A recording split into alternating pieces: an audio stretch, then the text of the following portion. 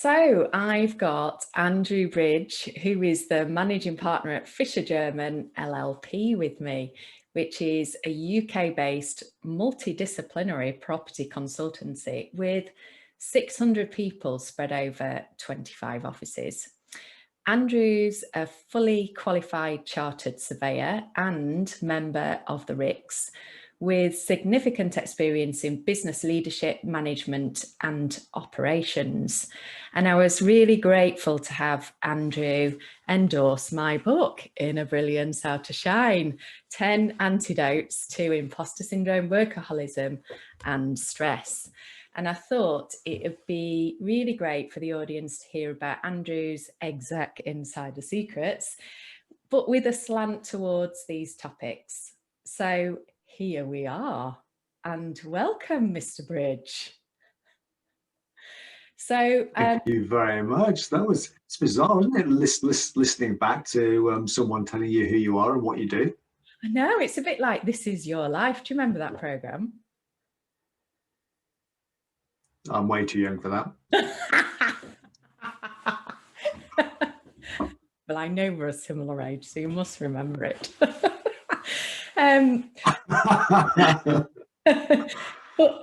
But seriously, I was thinking about, so whenever I interview someone, I always think about how long have I known them? How do I know them? And I was thinking I need to fess up that we were neighbours, and extremely popular neighbours at that, ladies and gentlemen. But actually, when I met you, you were, I don't know if you remember, it was in winter or winterish, in that not many people would come out on our development. So I didn't even know you were our neighbour, and I was walking down the street. We'd both got dogs, and you said, "Hi, I'm Andrew Bridge and I'm your client." And I can remember thinking, oh my God, I didn't even know that, you know, I was working for you and you were like the boss man. So yes, that was my first recollection of you. So you were a client before we were neighbours. But yeah, so I feel like I've done my confession now, and I had to be honest about that. Do you feel better now you've done your confession? I do. Anyway, so that the audience can get to know you, I am going to do a quick fire round of questions. So the first question is, how long have you been in your current role? Oh, tester to start with. So it would be nearly 2.5 years. And how long with the business? No, that's a slightly longer question. So I left agricultural college back in 1995 and started with the business back then. So I am a one-trick pony when it comes to companies. Wow, gosh, I didn't know that. That's cool. So if you were to describe a snapshot of an ordinary moment for you in work, what would you be doing? Talking to people.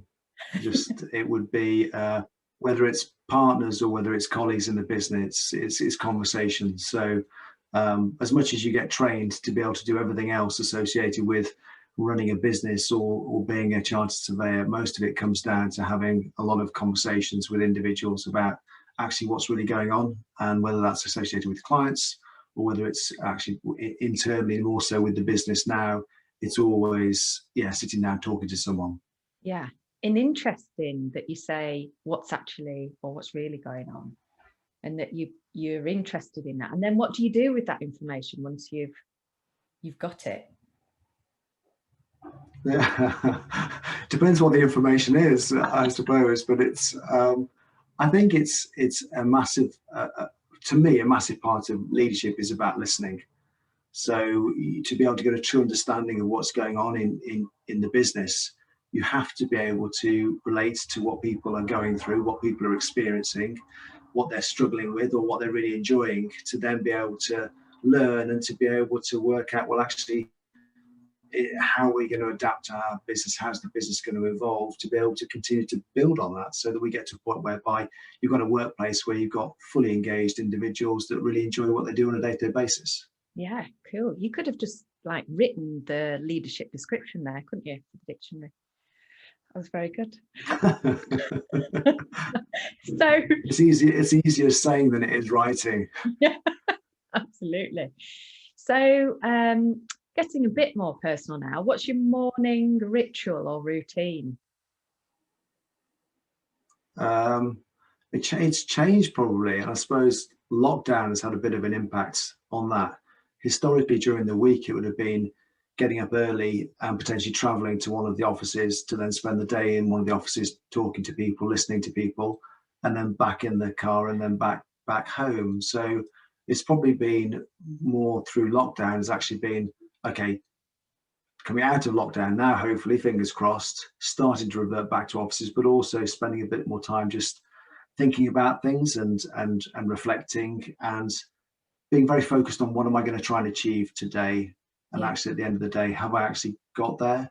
So yeah, that's an easy one. You wake up and you historically probably I've woken up and you get into it. You start the day, you're buried in the day, and before you know it, you haven't actually achieved any of those things that you thought were really important at the start of the day. Whereas now it's actually trying to become more conscious of saying, actually, what does a really good day or what does a really good week look like for me? And structuring it slightly more. So, and then building around that, the fact that I've got 3 kids, one yeah, almost 18-year-old and one almost 3-year-old. So there's yeah. quite a variance there as well, which adds to the spice of life and keeps me on my toes. I'm sure it does. And you say, and what would a good week look like for you? So I think from a personal perspective, it's actually being clear at the outset in respect of if I've got certain key meetings. So if it's about the operational delivery of the business, it's making sure that I feel as though very clear about what a good outcome from a meeting is, Yeah, why we're having those meetings, so making sure the real purpose is driven from that.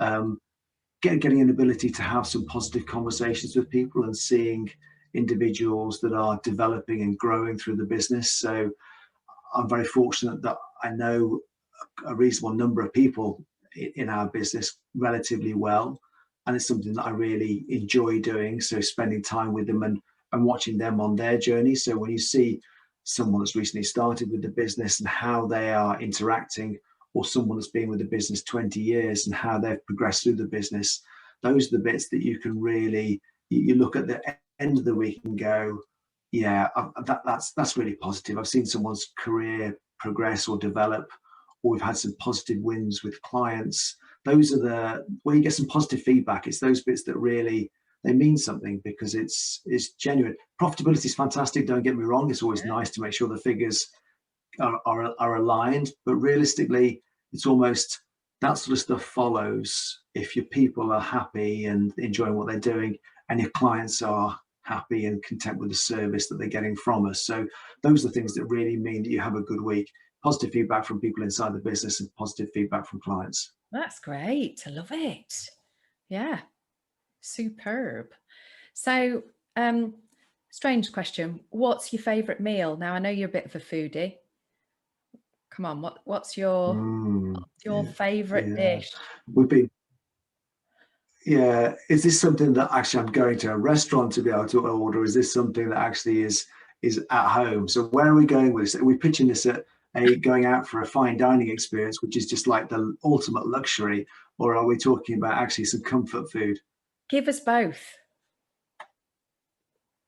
Okay, all right, you're now opening a massive Pandora's box of opportunities here. So if we're talking about foodie, I've been really fortunate. We've been to some really nice restaurants, and um, both in this country and in other countries. And I would, in a heartbeat, go back to 11 Madison Gardens over in New York and have a meal over there, which was just incredible. That was just that was a fine dining, real win-win.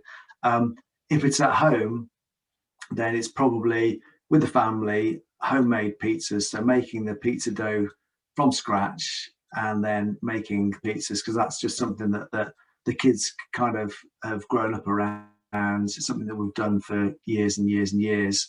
And it's just, to me, it's, yes, yeah, so Will's birthday, so my middle child's birthday a few weeks ago. What do you want for your birthday food? Homemade pizzas, Dad. And that's Oh, kind of like, yeah, winner. that's nice. So it's become a family tradition then. yeah, I just need to teach the kids how to make the pizzas, and then it'd be even better then, so that I can be taking a back step, and they can take over, bless them. Now you'll like this next one. What's on your bedside table or inside your bedside cabinet, if you have one? Yeah, I do. Your book currently, actually. So as spooky as it is, I can promise you, I could move from over here and go around there and go and get it. Your book is currently sat on my bedside table, which tells you something. Alongside one of my in the actual cupboard itself, in the drawer itself, there'll be another book in there, which is one of my all-time favorites, which is Legacy, which is all about the All Blacks and their sort of the importance of various different principles. And legacy is really important to me, just as a principle, as a partner in a business. That's underlying, but that book itself is just, yeah, I love rugby, I love sports, so I massively can sort of relate to how they operate.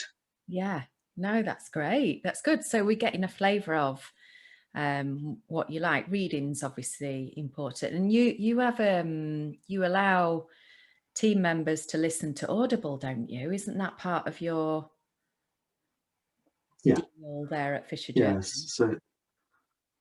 Yes. So one of the, I suppose we've got this massive drive for continual improvement, continual learning opportunities, and to me, reading or listening to audiobooks is just another means of being able to help people to be able to continue to be able to learn and to be able to improve themselves. So for us, it's one of those things. It was one of our younger partners came to me saying, I think this is a great idea. Yeah. Can we do it? Absolutely, yeah, of course we can. We'll support it and see how it goes, see what sort of uptake we get from the business. For some people, it's great. Obviously, it's been impacted to a degree because the pandemic meant that people weren't in their cars as much, and that's when quite a few people would listen to their audiobooks on the way to clients or on the way to and from work. But I think it's and then there's a little book club that was created along the side of that, so people were discussing which books they'd read and what they felt was really good in those books, and then so it was a sharing opportunity as well, of sharing experiences.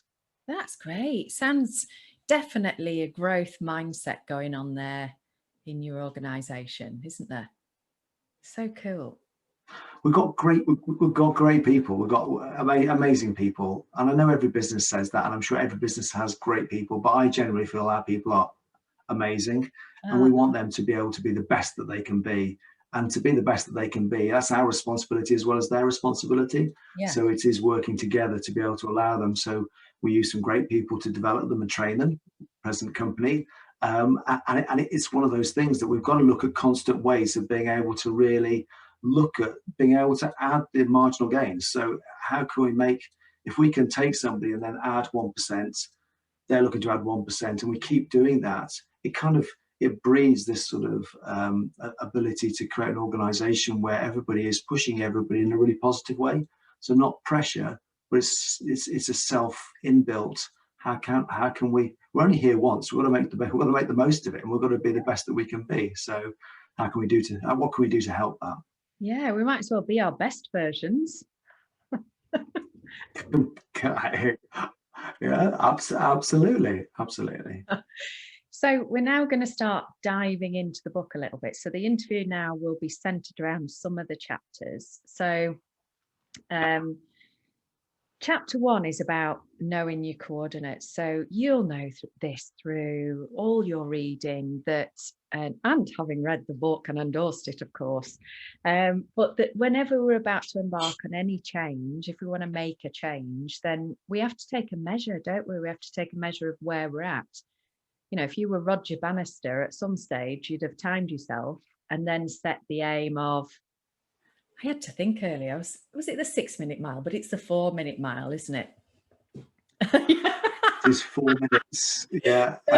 6 minutes feels like a world record to me personally.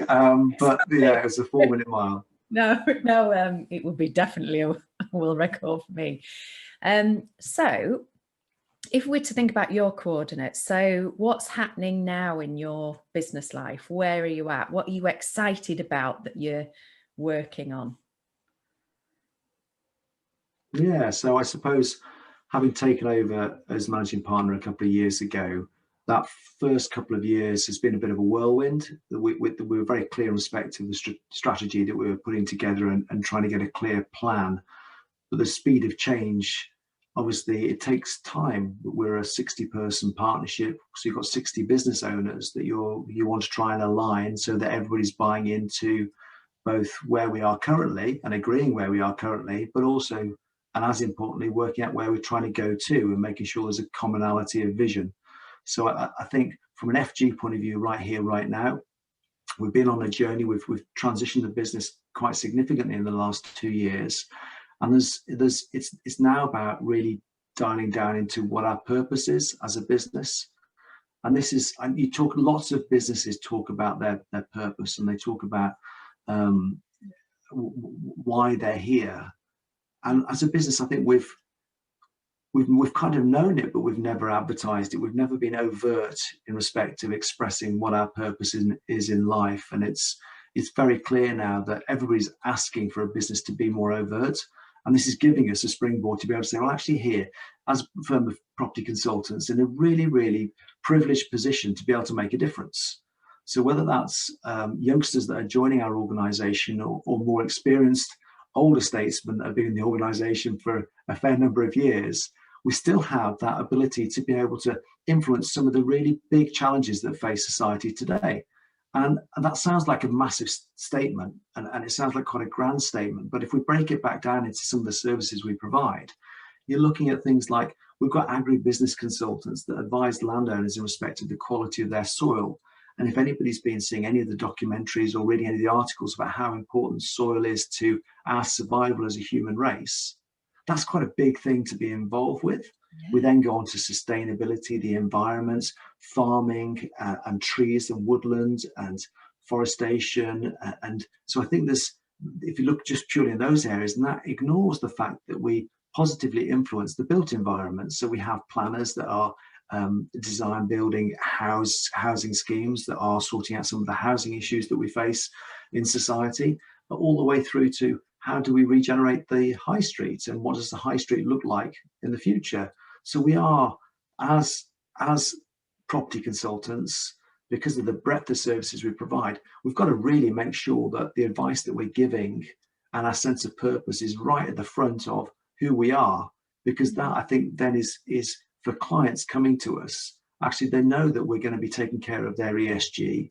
They know that actually deep down we're dealing with some of these big issues. It may only be small in certain areas at this time, but that will grow and it will snowball. I think that's a really strong message, both internally and externally. We can make a difference. So people that work with or work for FG, you're part of creating change. Yeah. And that's real legacy stuff again, isn't it? We're back to legacy and what you leave behind. Well, it comes back to why we're here. So actually, when we're talking about as we are fortunate to be given the opportunity to do what we do, and it's our responsibility to be able to look back with an element of pride and say, look what we've achieved. And hopefully that's not sort of that's not being arrogant or anything like that. It's actually we've got this opportunity. We can't let it pass. Yeah. What, as you think about what lies ahead, what do you feel challenged by, or what are the challenges that are ahead of either FG, your role? I think challenges are also opportunities. So if we take that and we flip it and we say, okay, what are the opportunities that lie around in front of us? We've got a huge scope of opportunities, because actually the markets are expanding, the built environment is diversifying, just as the rural environment has diversified and will continue to diversify. We talk about Brexit, we talk about the pandemic, we talk about all of these what are termed as black swan events. Actually, they are all opportunities. They create change, and as for me, the biggest opportunity we have as a business is to build a business that is capable of being able to continually evolve and change and transition. So no matter what the next thing is, because we don't know what it is yet, we don't know what the next thing around the corner is going to look like, but we do know it's going to create change. We do know it's going to challenge us. And if we can adapt and we can be in the best possible place to be able to deal with that, then we stand the best possible chance of doing it in the best possible way. So I think that's it's a bit of a, in some ways it's a bit of a flowery answer, but some of these things we don't know what they're going to be. Nobody foresaw the pandemic, or if they did, then it wasn't perceived as being the big thing that it materialized into. And yeah, so to me it's okay, as a business we set ourselves up, and that's part of the growth mindset of individuals as well. How can, if they are of that ilk, then actually these are not problems, these are not things that are negative, these are things that are positive, these are things that actually require a positive mindset, and we'll come up with a solution. It might be different to yesterday, it might even be different to today, but we can create tomorrow, and that's where we need to be. That's one of the things I love about you, is your positive mindset. And even on the question, you've spun it around and said they are opportunities. I love it. No, it's brilliant. And you're absolutely right, because you know, the minute you do that, for me, it feels exciting, because you think, yeah, these are. And the other thing, as I was listening to you, I thought, gosh, yeah, I do remember, you know, remember when we were allowed our 1 walk a day? And I can remember as a family, we were going out for a walk, and you were on the drive, and we were, you know, pandemic had hit. I felt like, I don't know, I'd been dragged through a bush backwards and didn't know which way was up, left, right. But, you know, I remember having those early doors chats about it, and you're just always very level-headed and positive about things. And a little bit later on, I was going to talk about what are your strengths, you know, what do you bring? And that absolutely is one of your strengths, is being able to see things the way that you do. So again, as part of the book is obviously about imposter syndrome. That's one of the subjects: imposter syndrome, stress, workaholism and stress that are byproducts of imposter syndrome. Now, in a recent study, actually, imposter syndrome is good for us in that it drives our performance up. And, you know, I can talk about it as some, you know, you don't write a book about imposter syndrome unless you've had it yourself. And, you know, do I slip back into that mindset occasionally? Of course I do. But I know how to get back on the horse effectively. But in this recent survey, it was saying that 70% of people suffer with imposter syndrome. And as I say, there's that interesting connection between it drives performance, but there's also this tipping point where it becomes too much. So, you know, again, talking from personal experience, I've experienced that. I ended up burning out, and I ended up getting sick with it. But that, you know, turned into a whole opportunity in a different area of work that I now do with my clients. So, first question is, have you ever experienced imposter syndrome yourself? And if you have, can we talk about it, or tell us about it? Yeah. I think yes. I haven't met anybody yet who hasn't probably had it in some way. They may not call it that. They may not call it imposter syndrome, but that sort of self-doubt, the fear that exists in everybody that drives us. So again, it's that little bit of insecurity that it ensures that we. And is it a positive? Is it a negative? If it goes too far, it's a negative. If it works at the right level, at the optimum amount, it's actually makes you the most driven individual that can be out there. So I think, you know, and at times from a personal perspective, it's probably wobbled over the edge and gone a little bit to a point of, oh my goodness me, can I really do this? And actually, you have that sense of responsibility. The fact is when you, in my position, I talk about looking after 600 people and being responsible for 600 people and their families, which then makes it a much bigger figure. And at times when you actually really reflect on that, that's a big responsibility. Don't get me wrong. I know there's bosses out there of all different sizes that look after lots of different numbers of people. But from a personal point of view, and coming from a position whereby this has been an ambition, because I want to be able to make a difference. I want to be able to create a legacy.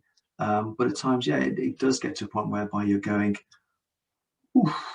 And certainly from when you wake up on the 20-something of March 2000 and you think that, oh my goodness me, I've been in this role for less than a year and I now have this responsibility to be able to get this right. I can't mess this up. Okay, this is not a trial run. And you, at that point, you're saying, right, hold on to the cash. Let's make sure we look after our people. That's the priority. Bum, bum, bum, bum, bum. It's you have an element of self-doubt. I think that's completely natural. And I suppose it's that point of having great people around you that can support you and that you can feed off. I'm really fortunate within our business. We've got some really, really good people there that we can come together as a team to be able to support one another. So when someone's having a rough day, you know you've got a shoulder. And also then having friends and family that are around you as well, just to be able to provide that support mechanism. I'm very blessed. You know Rach, my wife, very well.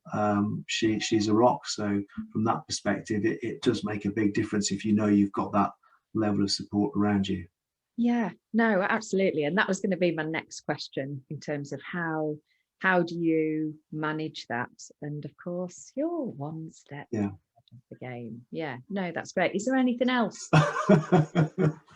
Is there anything else? I suppose if we go on from there, so from a personal perspective, historically it's been about what can you control.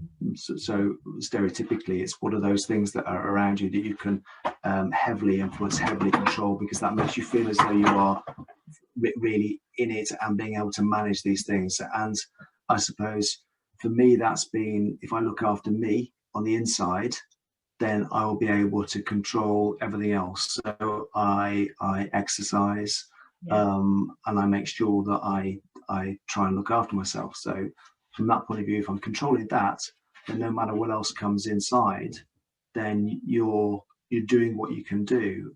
And realistically, you have to appreciate there's some things that are outside your control, and worrying about those things is not going to make any difference whatsoever. So it's at times you just be able to take it back and say, right, this is the bit that I'm in control of. This is the bit that I can look after. As long as I'm doing that, then I'm putting myself in the best place to be able to manage whatever else comes towards me, the business, my family, and then we take it from there. Yeah, no, that's great. And you're referring to what we call the locus of control. Is the locus of control within us, or do we feel it's outside of us? And it's that whole, control what we can control, just as you've said, and the stuff, everything else, we have to let go of. Who's in? Yeah. Well, actually, when I was listening to you again, thinking about it's, you being in term, being in the role, it's been again, when I think about the timeline, it's been a bit like Boris, hasn't it? You've had to deal with a lot, haven't you, during that period? Talk about baptism of fire. Yeah, I'd say his role's probably been slightly trickier than mine, but it's all relative, and I think I've been really lucky again to be in a position whereby you're looking after a business at this time where those opportunities, those changes are coming at you, and these things are being thrown in. Wow, what a I mean, you don't get a greater opportunity to influence or impact a business than being in charge in those positions. And when I say I'm in charge, I'm not in charge. There's lots of people in our business that are in charge. I'm just there, just overseeing, as a guardian that's there to be able to try and make sure that we are all working together as one team to go in the right direction. So the decision making, yes, we make decisions. We have to make some big decisions, but realistically, it's the direction's been set. We know what we're trying to achieve as a business. It's then about empowering those guys around us to be able to. They're the ones that are making the big calls in respect to the work with the clients and the employment of the right people. From my point of view, I'm really lucky that I'm just working with a great team that actually just get on and do it. Well, I'm interested. So, thinking about you and your role, I know you don't.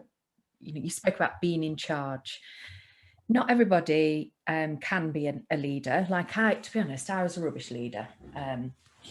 And but I recognize that. That's why I just work for myself. I just found it too much, and I preferred to focus on other things. So what were the, so we are a product of our childhoods. So what were the experiences, either positive or negative, that have led you to this point, to be in the position that you're in? What were those drivers? How have you ended up where you are?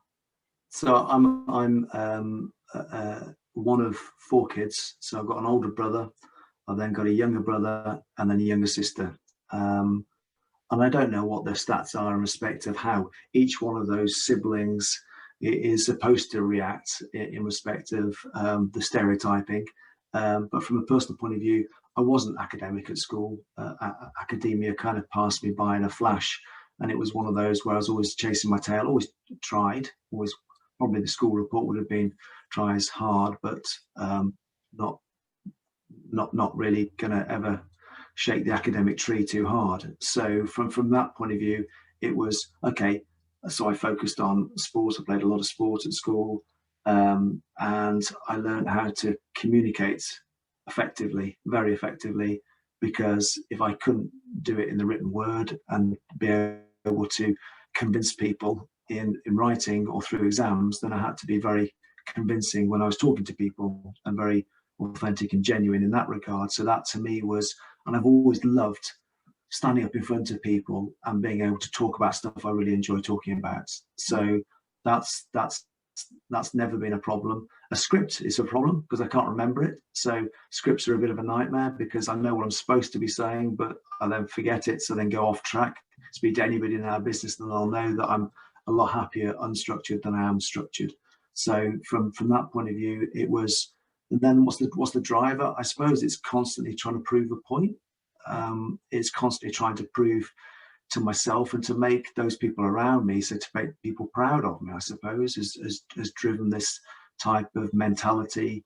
And that's been all the way through, whether it's sport and achieving in sport, or whether it's been through business. And when I stopped playing rugby, it was, well, actually my sole focus now is on the business from a work perspective.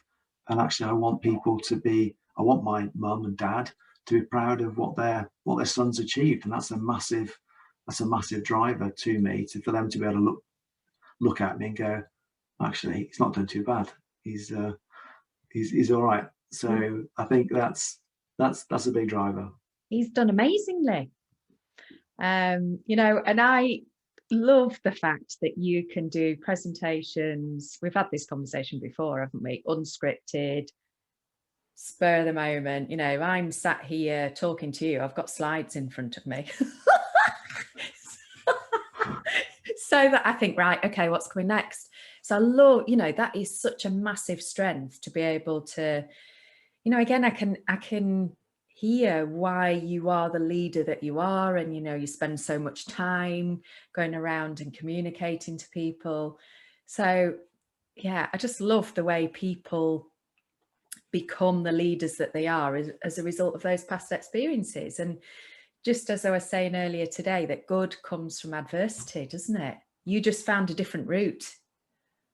You kind of, you have to, you basically, so I'm very fortunate I can do that, but I can't do X, Y, or Z. And you're really good because you can get inside people and you can help them to be the best that they can be.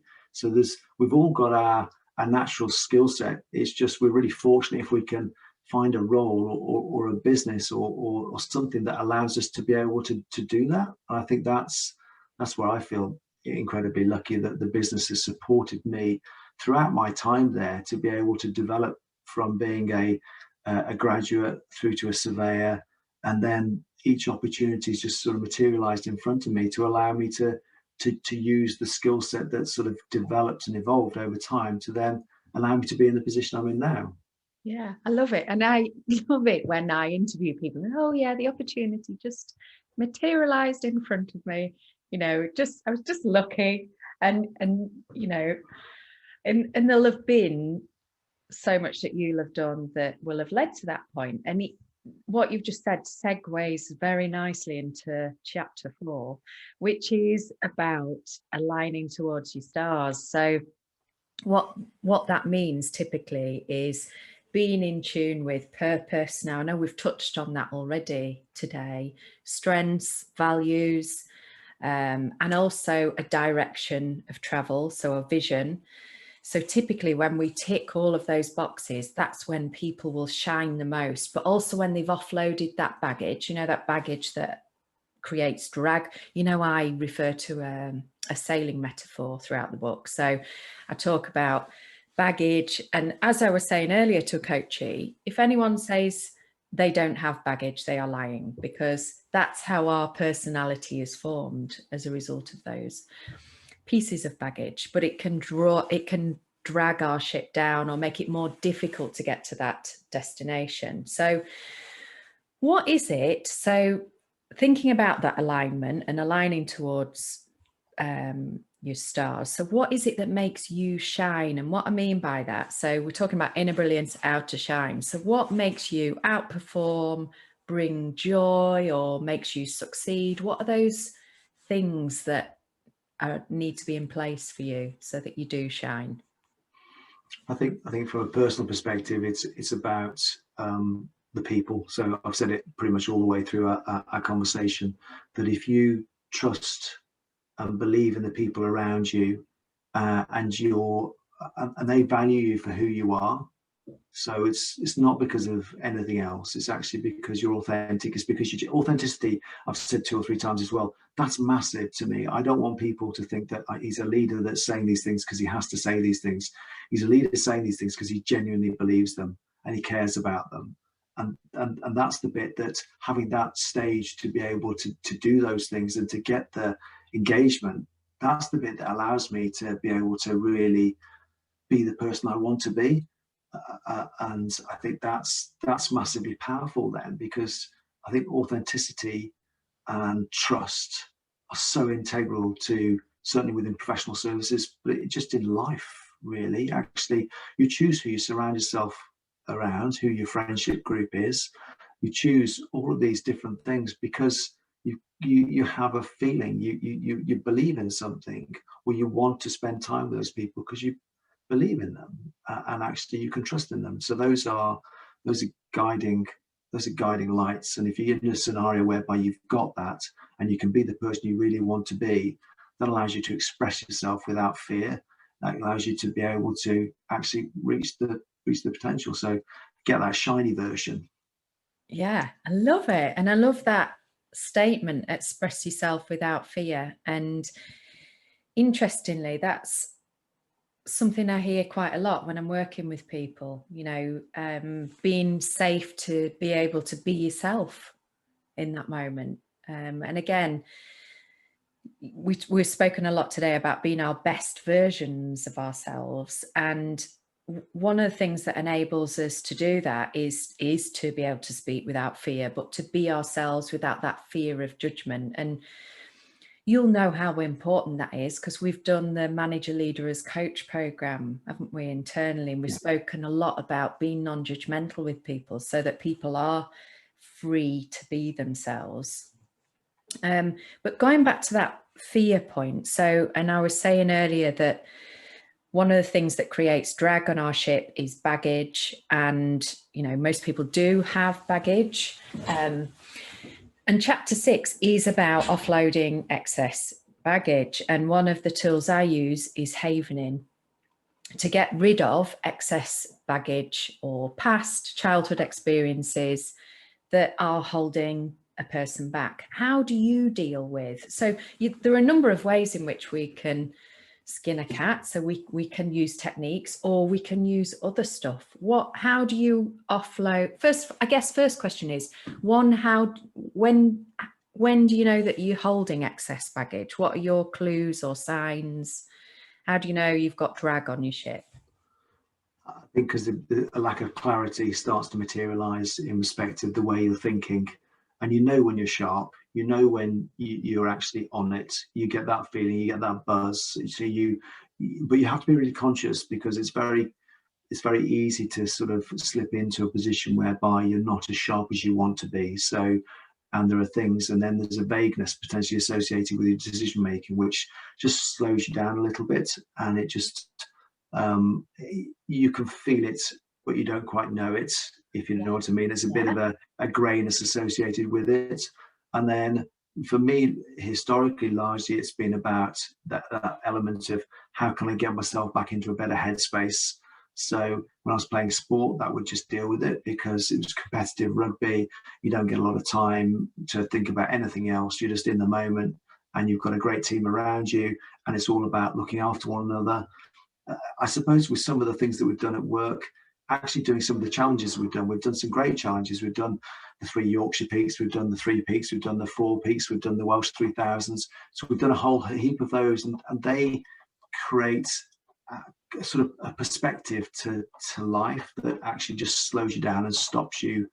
And then again, for me, it's having sort of training and support from coaches that are actually there to help in respect of identifying the issues, to be able to then assist you with being able to work, whether it's havening or whether it's other ways of being able to just get that little bit of a perspective back on, actually, right, step back before you're going to take 2 steps forward, and let's just work it back out again in respect of where we're going with this. I think it's, if you know whether it's the baggage that you've got, and if we've all got the baggage, how can we streamline it? How can we make sure that actually the drag is minimized and we're as effective as possible? And sometimes that's just acceptance and moving on, and just actually saying, you know what, I'm not perfect. I'm never going to be perfect. Yeah. But actually, if I can make myself a little bit better than I was yesterday, then that's progress, and that's happy days. So I think it's those things, and probably not being as harsh on myself at times as well, is just taking a step back and going, you know what, actually, maybe that hasn't worked, but this is the reason. And I know it sounds corny, but you learn from it, and it's a step closer to where you want to get to.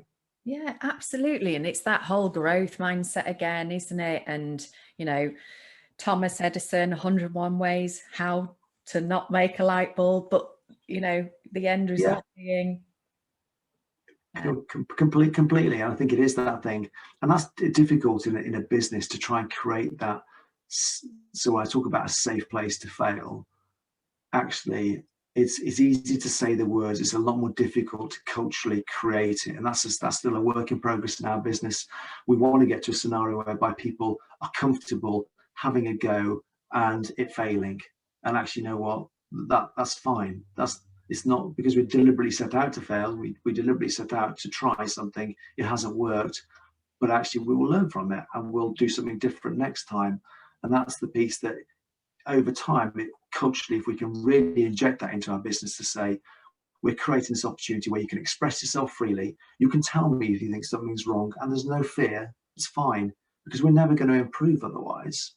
And then alongside that, you know what? I'm going to support you to have a go. And if it fails, then we're one step closer to making it different next time. So actually, this part of that whole change piece, when what are our biggest challenges, opportunities coming around the corner, we've got to keep having a go at these things. We've got to keep trying different initiatives, and some of them will not work. But if we don't try, then we're not going to find anything that will work either. Yeah, what a brilliant mindset. I just love it, you know. So this is why I love Fisher German. I've said to you, I've said to Maria, you just got under my skin, and it's because of your culture. It's the way that you manage and lead your people. It's just tip top. It's brilliant. We're not perfect. We're not perfect. We've got a lot of work to do. We've got to make sure that we continue to really build on it. Yeah, we're really fortunate. We've got some great people in our business. But we've still got some real opportunities to continue to be able to build on that, to be able to make sure that we never take anything for granted. We never take the fact that they've chosen to join Fisher German, we never take for granted. We want people to be our biggest advocates and to be able to sell our business both internally and externally. Yeah, no, magic stuff. So I'm going to bring things to a conclusion. I knew you'd be honest, authentic, interesting, full of pearls of wisdom, all of that. So I've got a few more questions, if that's all right. Just quick fire round. So yeah, no worries. What's something people get wrong about you? Well, I'd say that possibly that they might think I am very outgoing and all the time, whereas actually, you know what, I do like my own space at times. I do like to be able to reflect and spend a bit of time. I make quick decisions, but I also will reflect on those decisions retrospectively and just work it through in my own mind. So yeah, I'm very happy to stand at the front, but I'm also very happy to sit at the back and listen. Yeah, no, that's really interesting. What's your obsession outside of work? Well, that would probably be something sporting. It would be, or exercise. I just, you know what, I've been thinking about this actually. I haven't said this to Rach, so I have to be very careful now. Talking to you, obviously, it's only between you and me, isn't it? Yeah. It's what's the next challenge going to be? We could do it. I could do with another challenge. So one of the last ones was cycling from the top of France to the bottom of France. It's actually there's got to be some more challenges out there that just need a little bit of time. So I've got to try and work out how I can fit that into what's a relatively busy schedule. Yeah, cool. When you think about success, who do you think of? Who springs to mind? My dad every time. Bless him. So that would be my natural default. Is he's the role model. He's the person I've grown up around. Don't get me wrong, my mum has been phenomenal in respect of raising four kids, and that's, I suppose, the two of them together. You look at that relationship and what they've been able to do. But Dad, from a work point of view, it would be, I'd be looking up at him and just, yeah, absolutely. I love it. And do you have a favourite quote or saying that you use? I probably do. I probably have way too many. That's the problem. I was thinking about this actually. I've written one down. My problem is I can never remember them because they're all quotes, aren't they? They're somebody else's words. So I'm going, oh my goodness. I'll use them and then I'll put them onto a slide and go, yeah, I love that one. But actually I tend to, it's all off the fly. So it's kind of like, I'll write that one down. And I was at an event last week where I said, you know what, one of my actions is I'm going to take that one away. I'm going to frame that one. So it's actually going to go in my office and then it's going to be behind me. So when somebody asks me that question, I can just turn my head around and go, that one just there. It would probably be one of the ones out of Legacy, but they're all in Maori. So I can't pronounce them, but they are phenomenal. It was something to do with teams. It's something to do with team and people, and actually. So I know there's the Roald Dahl one, which is the strength of the wolf is the pack, and the strength of the pack is the wolf. So not heard that. That's one that I have been able to remember bizarrely. It was in Jungle Book. So yeah. Yeah. What would you say what's your biggest insider secret? And it could be a nugget of genius. It could be just anything you want to tell us about you. What springs to mind? This one, I haven't had that sort of question asked before. That's a weird one. It's my hidden talent. You know, if I hadn't been able to do this, then I'd tried to have been a Donald Duck impersonator. Heard you do it. yeah. When we're not doing it now, but just when someone says, you know, then that would be. It's for kids' entertainment. It's just something, you know, when they're going bananas, and I could just come out with a bit of Donald Duck. Most of them have no idea who Donald Duck is now. He's not cool enough or popular enough. But hey, it's one of those things that I was probably started doing when I was about 10, and have been able to maintain. Love it. So to bring things to a close, is there anything else that you want listeners to know about you? No, but I'd be intrigued, I suppose, from a listener's perspective, is feedback. So I ask this every time I'm doing things in respect of either doing videos or doing vlogs to the business. It's constantly I'm always looking for feedback about our business, about me, about our people. It would be one of those whereby if you've heard something on this about the business, about me, then get in touch, speak to me, because even if it's something I can do to try and help people, then I'll be intrigued. I'm genuinely wanting to try and make a difference. or if it's something you want to know more about our business, then again, don't be strangers. Actually, I think sometimes because they look at managing partners, they look at leaders of businesses and go, oh my goodness, they're not normal. They're different. They're different. We're not. We're just human beings that have been very fortunate and very blessed to be in the position that we've been put in. And actually, deep down, we all want people to be able to talk to us and to be able to relate to us. So that would be the sort of the parting. I'm here. I'm normal. I love talking to people. So please contact me. And that's exactly the ethos of the podcast, is that we're all normal. And even though that you're all these amazing senior leaders and execs, that you're still a human being. So how do people get in touch with you? What's the best? Is it LinkedIn? Is it going on the website? What's the best way of the easiest way is they can either go on the company website, so that my email address andrew.bridge@fishergerman.co.uk, or via LinkedIn. So whichever way is easiest for people to be able to contact me. Yeah, that's great. And it's fishergerman.co.uk, is it? Yeah, your website. It is, Yeah, cool. That's great. Thank you so much. I really appreciate everything that you've done, endorsing the book, coming on this podcast, being an amazing neighbour. Although they were saying on Sunday, we miss you all so much. We almost felt a little bit sad on Sunday as we waved you off.